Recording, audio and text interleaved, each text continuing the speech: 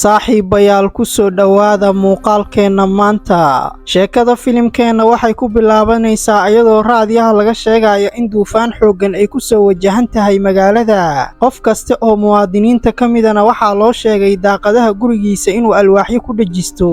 Halkaanna sidoo kale waxaana lagu tusayaa nin lagu magacaabo John. Goobtaanna wuxuu u yimi inuu shabeel ka qaato, wuxuuna rabay shabeelka inuu geysto gurigiisa. Nin kale oo meeshan joogay ayaana isaga weydiistay inuu haysto warqadda ogolaanshaha ee arrinta. Isla markiina ninka wuxuu tusay warqaddii ogolaanshaha. Intaa dabadeedna ninka wuxuu asaga tusay qafis uu ku jiro shabeel aad u weyn. Johnina dhab ahaantii wuxuu rabay inuu furto meel xayawaanada lagu xanaaneeyo. Arrintaana waxay la micno tahay inuu rabay inuu samaysto beer xayawaan. Taasina waa sababtuu u rabay shabeelkan. Ninka kalena hadda wuxuu weydiiyey shabeelkan inuu tababaran yahay iyo in kale. Ninkaana wuxuu asaga u sheegay shabeelkan inuu halkan ku cusub yahay. Halkaanna Johnny wuxuu ka sheegay inuu rabay shabeel kale kaasoo si wanaagsan loo soo tababaray si uusan khatar u gelin dadka. Waxaana ogaanaynaa shabeelkan inuusan tababarnayn, sidaa darteedna waxaa asaga loo sheegay lacag yar in laga siin doono shabeelkan. Sidoo kalena ninkan wuxuu horay ugu sheegay shabeelkan inuu faras cunay. Markuu sidaas samaynayana waxaa asaga fiirsanaysay 300 oo qofood. Maqlidda sheekadaana John hadda wuxuu diyaar u ahaa inuu qaato shabeelkan. Intuusan bixin ka horna ninkan John wuxuu u sheegay shabeelkan inuusan wax cunin 2 toddobaad ee la soo dhaafay. Arrintaana waxay la micno tahay inuu aad u khatar badan yahay maadaama uu aad u gaajaysan yahay. Johnnyna waxay ahayd inuu ka fogaado shabeelkan. Sidoo kalena ninkan wuxuu u sheegay Johnny inuu qafiska ka bedesho shabeelkan. Meel kalena waxaan aragnaa gabar la yiraahdo Kelly. Halkaanna walaalkeed ayaa la joogay ayada.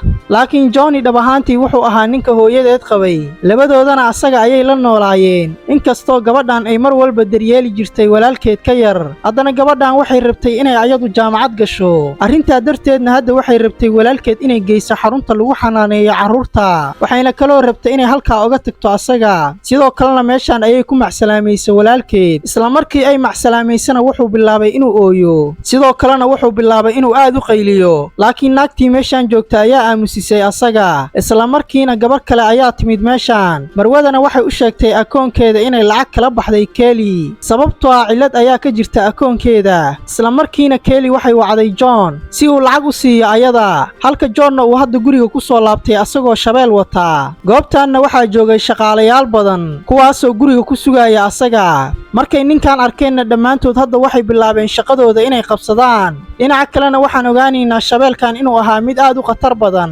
Meeshaan markii la keenana wuxuu farta ka qaniinay nin ka mid ah shaqaalaha. Ninkaana farta dhaawac ayaa ka soo gaaray asaga. Isla markiina John ninkaa wuxuu u sheegay inuu halkaan isaga tago. Sidoo kalena uu aado dhakhtarka si loola tacaalo xaaladiisa caafimaad. Ninkaana wuxuu siiyay xoogaa lacaga si uu u daaweeyo asaga. Dhinaca kalena hadda waxaan aragnaa shaqaalihii kale kuwaasoo hadda xiraya dhammaan daaqadaha iyo albaabada gurigan. Halkaanna hadda waxaa yimi Kelly iyo walaalkeed ayada ka yar. Isla markiina John waxay weydiisay sababta akoonkeeda uu ugala baxay lacagta intaa la eg. Intay wada socdeenna wuxuu ayada u sheegay markay hooyadeed dhimatay lacagta oo dhan milkiyadeeda inuu asaga la wareegay. Run ahaantiina hooyadiin wax dardaarana kamaysan tigin intaysan dhiman ka hor. Taasina waa sababta lacagta oo dhan aan hadda ugu wareejiyay akoonkayga gaarka. Muddo kadibna Kelly mar kale waxay u tagtay John ayadoo u sheegaysa inay u baahan tahay xoogaa lacaga si ay u daaweyso walaalkeed. Intaa dabadeedna John wuxuu ayada u sheegay dhammaan lacagtii uu haystay inuu hadda ku soo iibsaday shabeelkan. Wax lacagaana ma haysto aniga. Halkaanna waxaan ka ogaanaynaa gabadhan inay si fiican u ogeyd ninkan hadduu lacag haysto xitaa inuusan siinayn ayada. Sidoo kalena gabadhan hadda waxay rabtay in gurigaan ay uga tagto walaalkeed si uu ula joogo John. wax yar kadibna waxay wacday professorka, wuxuuna ayada u sheegay inay haysato Janice ay weli ku kansari karto sabistarkan. Sidaana marar badan ayaa horay u samaysay adiga. Laakiin haddii aan markaan isku dayday inaad sidaa samaysi, waxaan kaala laaban doonaa deeqda waxbarasho oo aan ku siiyey adiga. Kellyna markay arrintaa maqashay waddo kale ma aysan haysan ayada. Si adag ayayna uga soo horjeesatay arrinta ayadoo kule mudane sidaa ha samaynin. Anigu ma doonayo inaan kansalo sabistarkan, waxaana ku dadaalayaa inaan sii wato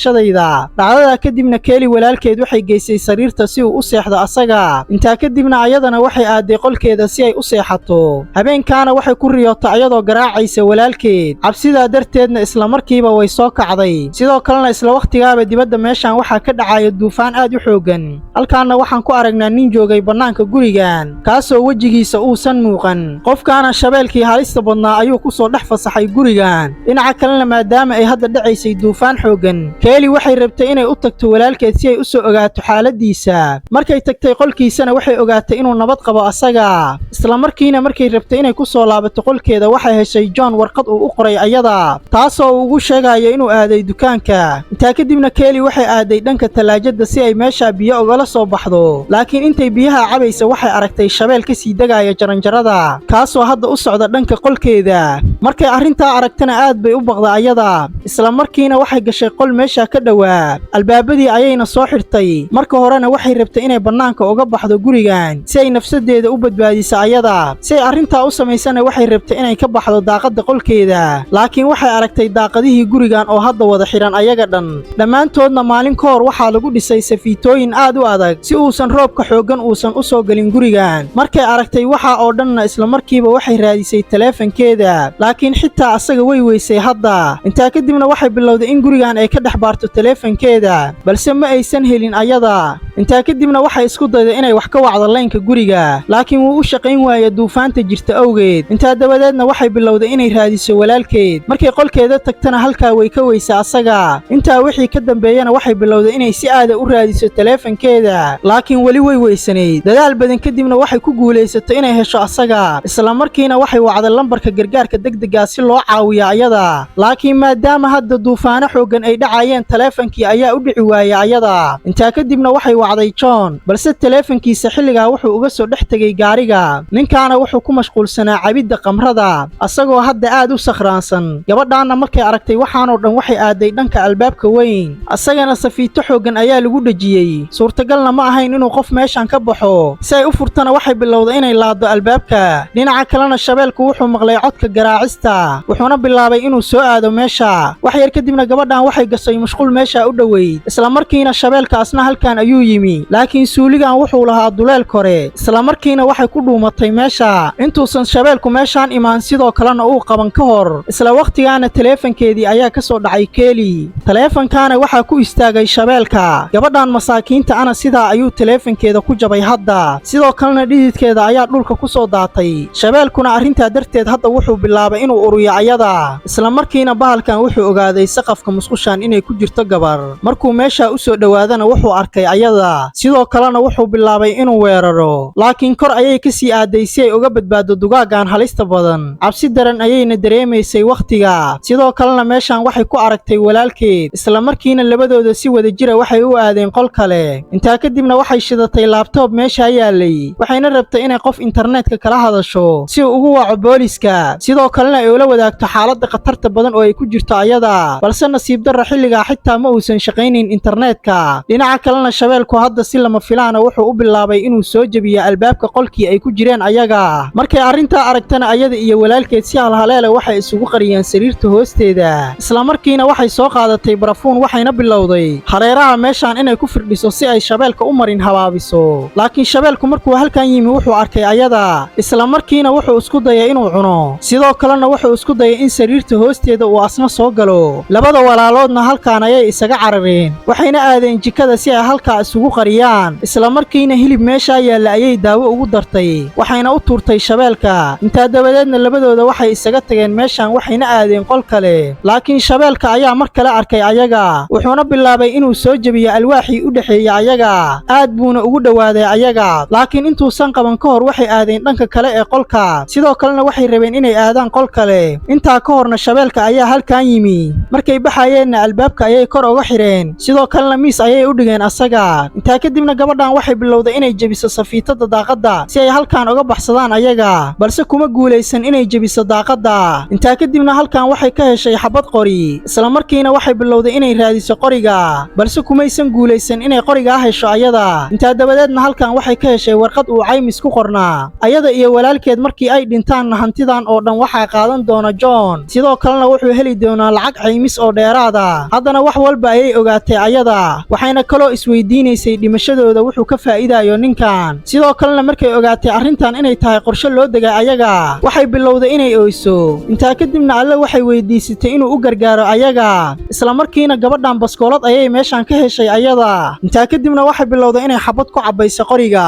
sidoo kalena ay horay soo aado haddana ayadoo baskoolada adeegsanaysa waxay rabtay inay disho shabeelka laakiin baskooladii ayaa u shaqayn weysa ayada arrintaa markay aragtana shabeelka waxay isaga qarisay miiska hoostiisa intaa dabadeedna gabadhan mar kale waxay aaday jikada halkaana shabeelku wuxuu ka bilaabay inuu soo ceyrsado ayada markuu jikada yimina gabadhan waxay gubtay shabeelka ayadoo u adeegsanayso gaaska cuntada lagu kariyo dabkaana saamayn weyn kuma yeelan asaga intaa kadibna meeshaan waxay ku aragtay mid ka mida daaqadaha gurigan oo furan haddana ayadu ma lahayn wax safiita isla markiina waxay ka baxday daaqada waxayna kortay gaari meeshaa yaalay sidoo kalena waxay isku dayday inay gaariga ka kaxaysato halkan laakiin hadda waxay xasuusatay walaalkeed waxayna awoodi weysay asigoo keligii ah inay gurigan uga dhex tagto ayada sidaa darteedna mar kale waxay ku soo laabatay gudaha gurigan gudaha meeshaanna waxay ka bilowday inay raadiso asaga intaa kadibna waxay aragtay asagoo fadhiya meel geesa sidoo kalena aamusan aadna u cabsanaya intaa dabadeedna waxay u tagtay walaalkeed waxayna ku tiri adigoo keligaa ah weligaa kaama tagi doono aniga dhibaato kastana waan kula qaybsan doonaa walaal waana kula jiri doonaa ilaa aan ka dhinto intaa kadibna keeli mara ayay ul ku xirtay kadibna dab ayay qabasiisay isla markiina waxay bilowday inay ku dhex socoto gurigan wax yar kadibna waxay heshay shabeelkii kadibna way toogatay si uu u dhinto laakiin xabaddu kumaysan dhicin asaga intaa dabadeedna ayadoo dabka adeegsanaysa waxay ku guulaysatay inay halkaan isaga tagto ayada si tartiibana waxay u bilowday inay jikada gasho meeshaana mar kale waxay ka heshay walaalkeed isla markiina labadooda waxay ku dhunteen fiinjeerka shabeelkuna wuxuu awoodi waayey inuu furo talaajada in muddo ayayna labadooda ku jireen meesha saacado kadibna waxay dareentay qof inuu joogo bannaanka gurigan qofkaana cid kale ma ahayna wuxuu ahaa John gudaha gurigan ayuuna hadda soo galay asagoo qori wata isla markiina albaabka ayuu furay markay keeli iyo walaalkeed ay yimaadeen albaabka agtiisana keeli hadda waxay aad uga shakisay John isla waqtigaana wuxuu ayada u sheegay hooyadeed in sidaan oo kale horay isugu dayday inay halkan ka tagto ayada laakiin intaysan bixin ka hor ayaan dilay aniga intaa kadibna gabadhan waxay fahantay wax walba oo ku saabsan ninkan iyo inuu asaga u soo diray shabeelka si uu u cuno ayaga haddana waxay asaga ka codsatay inuu u ogolaaday inay halkaan isaga tagaan waxaanoo dhanna markuu ayada u sheegay John hadda wuxuu rabay inuu laayo ayaga si lama filaanana shabeelkii ayaa gadaal ka soo weeraray ninkan isla markiina shabeelku wuxuu bilaabay inuu cuno ninkan intuu shabeelku ku mashquulsanaa cunista ninkanna gabadhan iyo walaalkeed si tartiiba waxay uga baxeen gurigan labadoodana ugu dambayntii waxay ku guulaysteen inay bannaanka uga baxaan gurigan keelina sidaa ayay ku badbaadisay walaalkeed laakiin ninkii rabay inuu dilo ayaga shabeelkii ayaa hadda cunay asaga intaa kadibna waxay gacanta ka qabsatay walaalkeed halkaan ayayna isaga tagtay ayada haddaba sheekadan cashirka aan ka baranayna waxay tahay haddii uu qof xumaan ku fikira ama uu qorsheeyo qofkaa ficilkaa waa lagu ciqaabi doonaa ha dhowaato ama ha dheeraatee soomaaliduna waxay ku mahmaadaa god sireed ha qodin haddaa qodina ha dheerayn ku dhici doontidaa ma ogide johnina halkan wuxuu ku qorsheeyey inuu dilo labadan cunug laakiin asaga ayaa ku dhintay dabinkii uu qoolay ayaga dhinaca kalena keeli hadda waxay u taagneed daryeelka walaalkeed inkastoo gabadhan ay xaalad adag ku jirtay ayada welina walaalkeed kamaysan tegin mar walbana way ilaalin jirtay asaga sababtoo aad bay u jeclayd walaalkeed filimkeennina wuxuu ku soo dhammaanayaa keeli iyo walaalkeed oo hadda si wadajira u wada guulaystay haddii aad nala soo gaartay dhammaadka muuqaalkan fadlan muuqaalkeenna laag saar sidoo kalena janalkeenna ku soo biiro sabscribe waa ku mahadsan tahay la joogistaada